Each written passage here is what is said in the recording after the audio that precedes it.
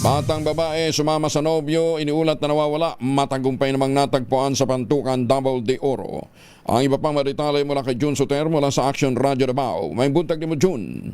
Mayong buntag usab Kuyang Angel, isang 12 anyos na batang babae na nai-report na missing ay natagpo ang ligtas ng mga otoridad matapos sumama sa kanyang minor de edad na nobyo sa Pantukan, Davao de Oro. Kinilala ng Compostela Municipal Police Station ang bata ay bilang si Sherlyn na nai-report na nawawala sa kanyang pamilya noong nakaraang araw. Lumitaw sa investigasyon na kusa itong umalis sa kanilang tahanan upang makasama ang kanyang nobyo na isa ring minor de edad. Sa pangunguna ni Police Lieutenant Colonel Jason Baria, Acting Chief of Police ng Compostela MPS, na isagawa ang mabilis at coordinating rescue operation matapos makatanggap na impormasyon mula sa Municipal Disaster Risk Reduction and Management Office. Mga opisyal ng barangay at pamilya ng bata, natagpuan si Sherlyn sa Barangay Kingking, Pantukan. Ayon sa mga otoridad, agad na itong sinamahan pabalik sa Compostela upang matiyak ang kanyang kaligtasan. Ang insidente ay inirefer na sa Municipal Social Welfare and Development Office upang magsagawa ng kaukulang psychosocial intervention at pangangalaga sa kapakanan ng bata. Patuloy ngayon ang paalala ng mga otoridad sa mga magulang na bantayan ang kanilang mga anak,